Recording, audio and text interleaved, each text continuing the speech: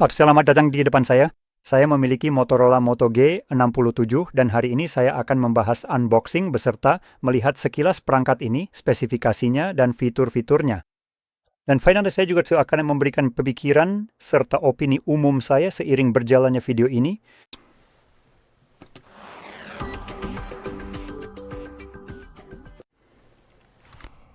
Oke, jadi mari kita langsung mulai saja.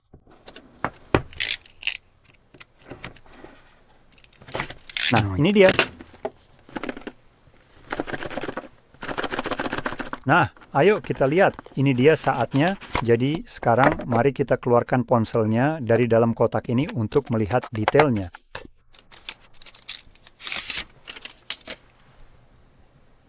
Ini dia. Sekarang ini terasa seperti perangkat kelas bawah.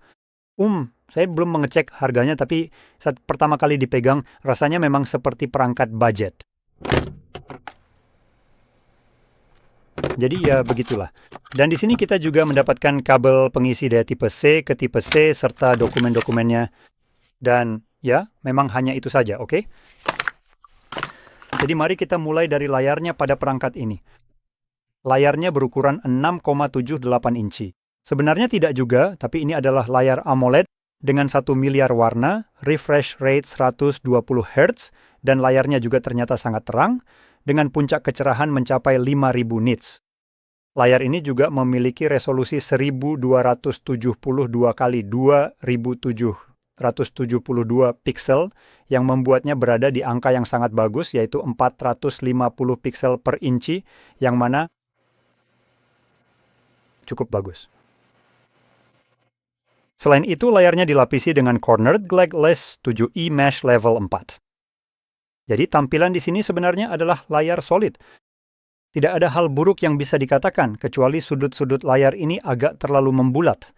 Begini, bentuknya terlalu bulat.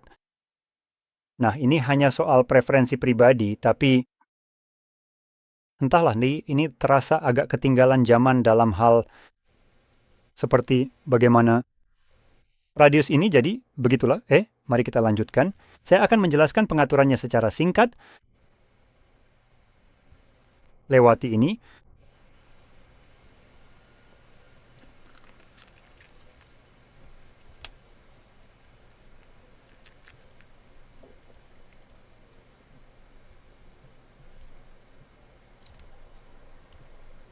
Dan begitulah.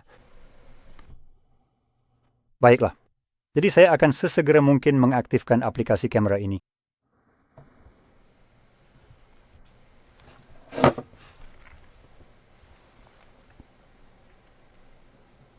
Sensor utamanya pakai resolusi 50 megapiksel f1.8 yang lebar dan bukan f1.8, seharusnya memberikan efek bokeh yang bagus, seperti yang bisa Anda lihat di sini. Jadi, ia melakukan pekerjaannya dengan sangat baik dan menurut saya hasilnya cukup bagus. Baiklah, maaf atas pencahayaannya, izinkan saya sedikit menyinggung soal kecerahannya. Nah, begitulah. Foto ini terlihat cukup oke secara langsung, tidak ada yang benar-benar buruk untuk dikomentari, bahkan warnanya sangat mendekati seperti aslinya di dunia nyata. Hal ini biasanya menjadi tantangan bagi perangkat murah, bahkan perangkat kelas menengah. Sekarang, ini sedikit lebih jenuh, mungkin karena layarnya AMOLED. Mungkin sedang menggunakan profil gambar yang disebut vivid. Mari kita cek dengan cepat, bukan suara, apa yang sedang saya cek. Di mana pengaturan tampilan layar? Ya, warna vivid, mari kita coba yang natural. Apakah ini terlihat lebih baik?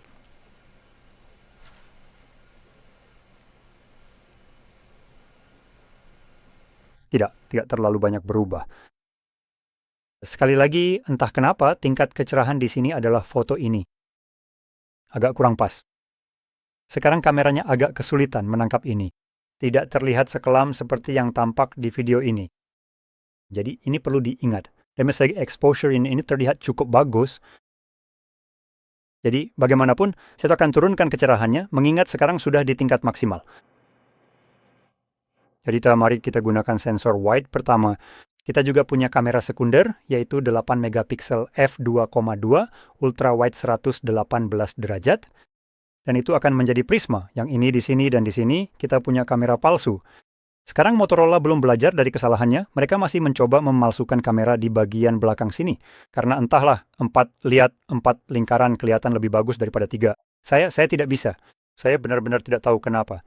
Tapi menurut saya, ini hanya mencoba membingungkan pelanggan dan dalam cara tertentu menipu mereka. Karena jika kamu mencoba meyakinkan seseorang lewat tampilan bahwa kamu menawarkan lebih dari yang sebenarnya, itu benar-benar penipuan. Dan saya benar-benar tidak mendukung hal itu. Saya pada umumnya punya pandangan negatif terhadap hal ini. Jadi saya bilang, Motorola, hentikan ini tidak pantas di sini. Cukup hentikan saja. Kamu punya 2 kamera, itu sudah bagus, masih lebih banyak daripada iPhone termurah, jadi bersyukurlah kamu punya 2. Duduklah, berhenti memasang omong kosong palsu di ponselmu untuk mencoba menipu orang dan lanjutkan saja. Ini bagus, tidak ada yang benar-benar buruk di sini selain memalsukan kamera. Nah, untuk swafoto, tepat di sini di kamera lubang ini, kita memiliki sensor lebar 32 megapiksel f2,2 dan kembali ke kamera belakang. Tepat di sini. Anda dapat merekam video hingga 1440p pada 30 frame dan 1080p hingga 60 frame saat mengambil foto selfie di sini. Kamera depan juga bisa merekam 1440p 30 frame per detik, tapi untuk 1080p hanya dibatasi di 30 frame per detik juga, jadi sayangnya tidak ada 60 frame per detik untuk selfie. Sekarang, berlanjut ke bagian internal dengan perangkat yang relatif tipis, ini juga memiliki, menurut saya, bobot yang cukup ringan untuk ukurannya. Kita punya baterai 5200 mAh yang bisa diisi daya dengan 30 watt. Tentu saja ini bukan sesuatu yang luar biasa, ini hanya standar, yang sebenarnya saya harap di tahun 2026 nanti standar itu sudah berubah. Misalnya, baterai 6000 atau 6500 mAh. Dengan menggunakan baterai silikon karbon, bukan seperti yang kita punya di sini, yang tidak diberi label, tapi hampir pasti bukan silikon karbon.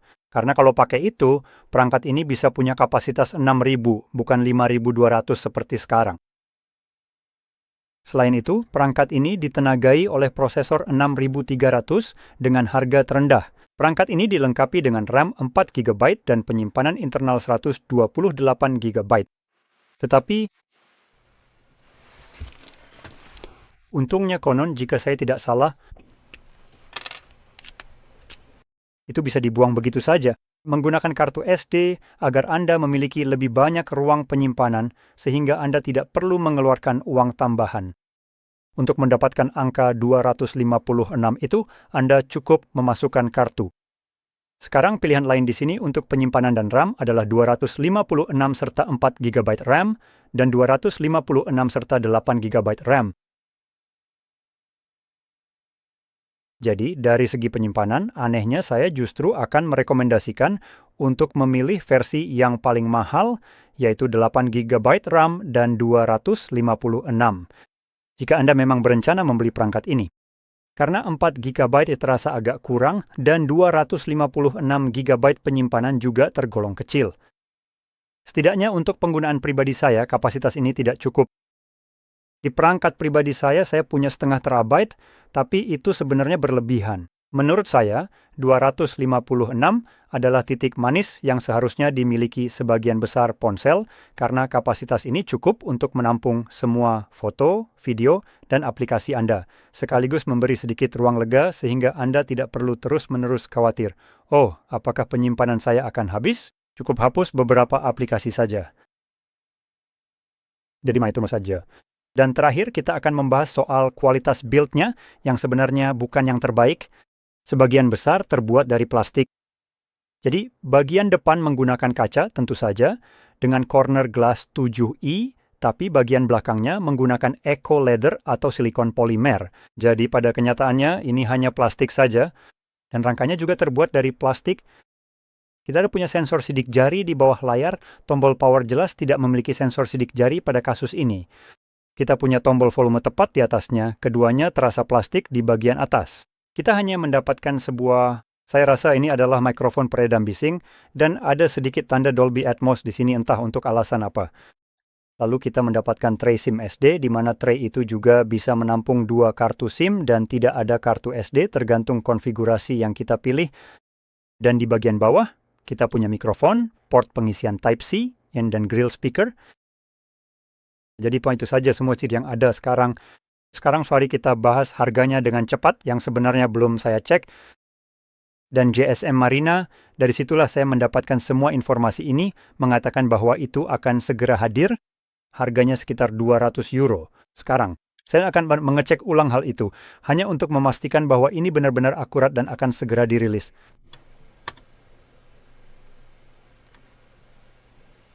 Apa? Itu tidak mungkin benar? Oh wow, oke. Pemasaran yang luar biasa di sini, pakar media.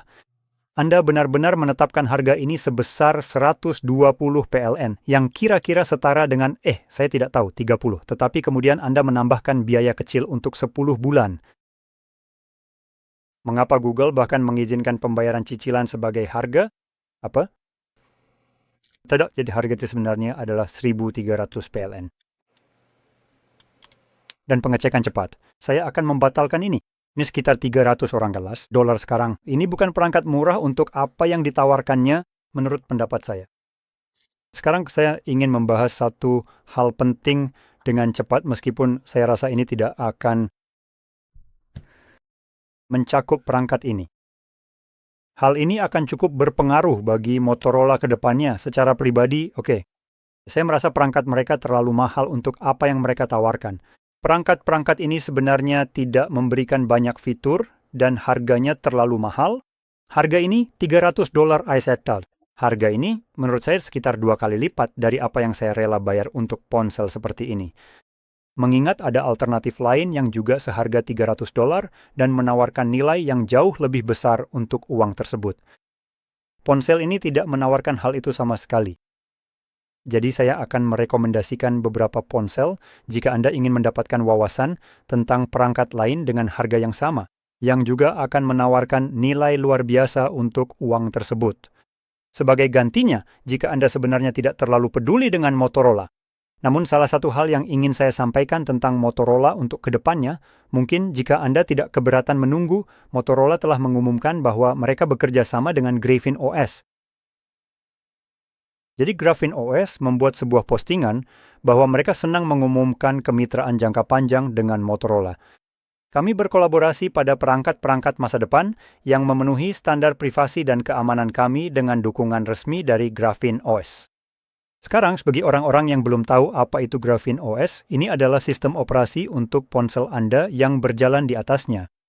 Ini adalah Google yang telah dimodifikasi secara besar-besaran, atau Android, secara khusus versi open source-nya, yang telah sepenuhnya dibersihkan dari segala jenis pelacakan omong kosong Google, serta benar-benar mengambil langkah serius untuk melindungi privasi dan keamanan Anda. Dan ketika berbicara secara khusus tentang keamanan, ponsel ini telah mengambil langkah-langkah ekstra sehingga pada dasarnya untuk sebagian besar tidak dapat diretas dengan metode konvensional.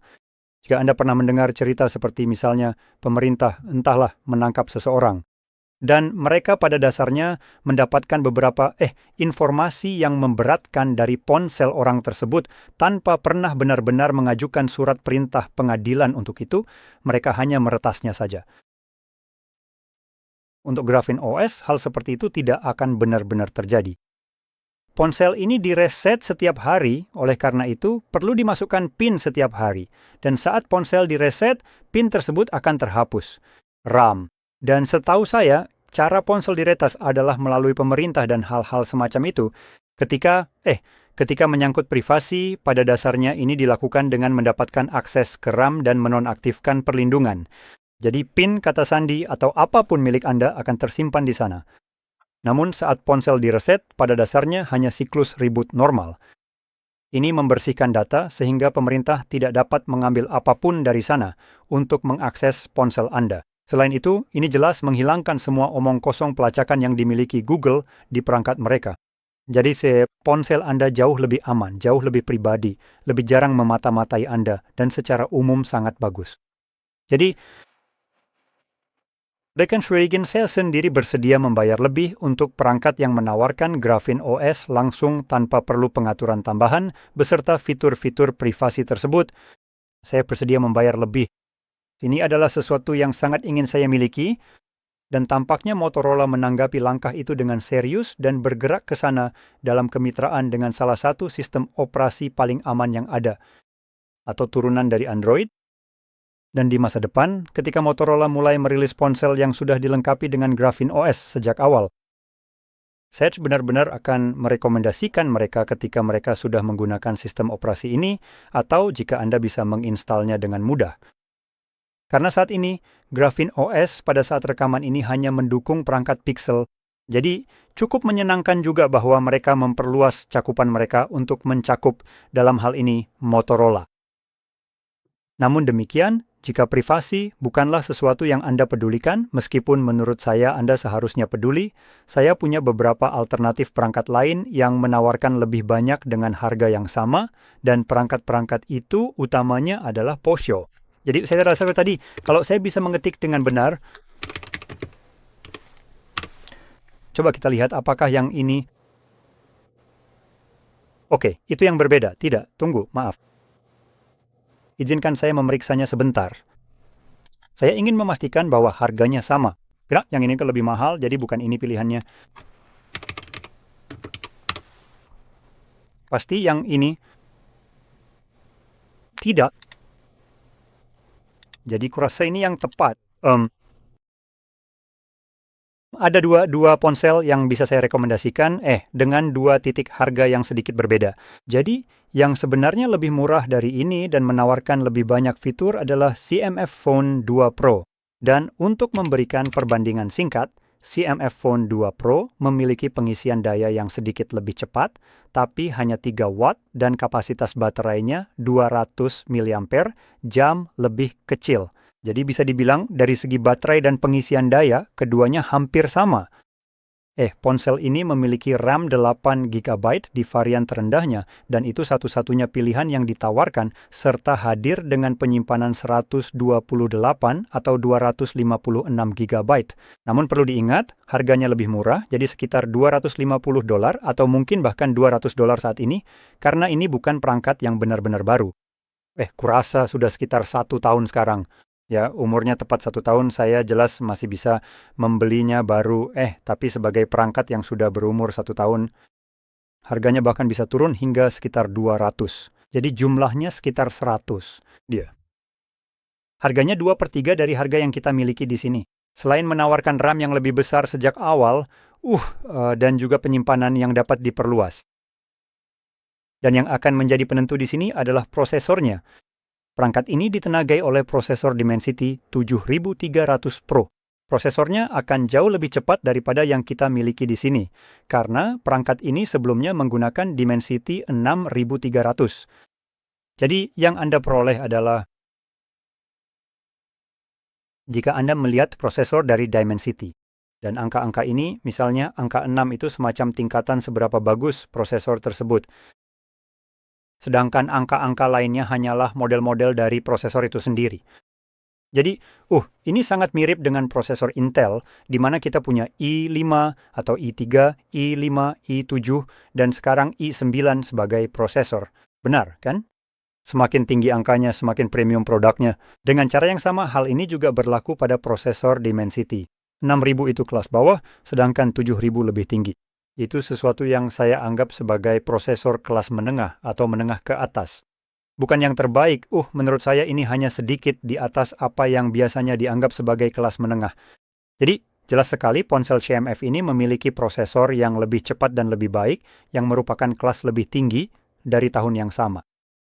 Jadi, dari segi performa, ini pasti akan jauh lebih baik. Itu hadir dengan RAM yang lebih besar sejak awal dan kapasitas penyimpanan yang hampir sama, tergantung pada opsi mana yang Anda pilih. Dan dari segi kamera, ponsel ini menawarkan 2 sensor 50 megapiksel, wide dan telephoto, serta 8 megapiksel ultra wide. Kamera tersebut bisa merekam 4K 30 fps dan 1080p hingga 120 fps, meskipun yang 120 fps itu untuk slow motion, sementara kamera selfie 16 megapiksel hanya menawarkan 1080p 30 fps. Jadi kamera belakangnya lebih baik, kamera depannya mungkin lebih buruk, tapi seperti yang saya bilang, Anda mendapatkan harga yang lebih murah untuk perangkat yang lebih cepat. Dan menurut saya, inilah fitur utama di sini. Anda mendapatkan lebih banyak dengan uang yang lebih sedikit. Dan di KPS terus USB di sebuah perangkat, setelah saya mencuri perangkat yang terjangkau, saya mungkin akan memilih ponsel CMF itu. Sekarang jika saya punya sedikit lebih banyak uang, saya sebenarnya akan melirik Poco X8 Pro. Saya rasa ponsel ini adalah standar emas untuk apa yang dianggap sebagai nilai atau performa terbaik per dolar. Mari kita sebut saja begitu. Jadi ponsel itu sedikit lebih mahal. Harganya berkisar seperti di GSM Arena sekitar 319 euro atau 380 dolar. Sekarang harganya sekitar 300 PLN, jadi kurang dari 100, jadi ya itu kira-kira sekitar 85 dolar. Jadi kredit harganya hanya sekitar 300 PLN lebih mahal. Dan sejujurnya, jika kamu menghabiskan 1.300 PLN atau 1.700 atau 1.600, tergantung berapa kamu mendapatkannya. Menurut saya, ini adalah peningkatan yang sangat layak. Ini kamu tahu, menabung sedikit lebih banyak saja, kenaikan harganya tidak terlalu besar. Tapi apa yang kamu dapatkan benar-benar jauh lebih baik dibandingkan dengan apa yang kita dapatkan di sini, bahkan dibandingkan dengan yang ditawarkan oleh ponsel CMF itu. Jadi sekali lagi, dalam hal prosesor akan ada peningkatan besar ke tingkat yang lebih tinggi, yaitu versi terbaru dari seri Dimensity 8000. Lebih tepatnya 8500 Ultra. Jadi pada dasarnya itu bisa dibilang hampir setara dengan prosesor flagship kelas atas. Memang mereka juga punya seri 9000, jadi ini bukan yang paling tinggi yang mereka tawarkan, tapi sudah sangat mendekati. Perangkat ini hadir dengan RAM 8GB hingga 12GB, memiliki baterai 6500 mAh. Seperti yang saya sebutkan sebelumnya, baterai yang lebih besar ini bisa diisi daya dengan kecepatan 100 watt, artinya Anda bisa mengisi dayanya 3 kali lebih cepat. Itu sangat luar biasa. Dan kameranya juga hebat, menawarkan sensor wide 50 megapiksel dan ultra wide 8 megapiksel sebagai kamera belakang yang dapat merekam pada 4K 60 frame dan 1080p hingga 960 frame slow motion, sementara sensor wide 20 megapiksel di bagian depan menawarkan 1080p pada 60 frame. Jadi, ponsel itu pada dasarnya satu tingkat di atas semuanya, jika dibandingkan dengan apa yang kita miliki di sini dan juga ponsel CMF itu.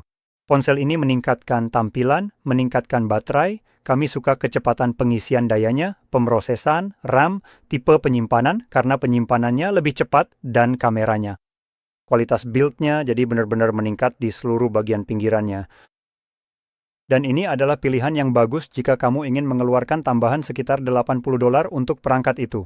Dan ini juga merupakan perangkat yang relatif baru yang hadir bulan ini, kan? Bulan lalu, jadi sekitar sebulan yang lalu. Pada saat perekaman ini, untuk lebih tepatnya perangkat ini keluar sekitar 17 Maret 2026. Dan ini adalah perangkat yang sangat bagus, harganya sangat kompetitif, menawarkan fitur-fitur luar biasa dengan harga yang sangat terjangkau. Tapi seperti yang saya bilang, jika kamu ingin menghemat uang itu, CMF Phone 2 Pro kan menjadi pilihan yang lebih baik mengingat harganya lebih murah dari yang kita punya di sini. Jadi itu akan menjadi perangkat yang lebih ramah anggaran sekarang. Dengan demikian saya harap kamu merasa ini sangat membantu. Dan jika kamu merasa terbantu, jangan lupa untuk tekan like, subscribe, dan terima kasih sudah menonton.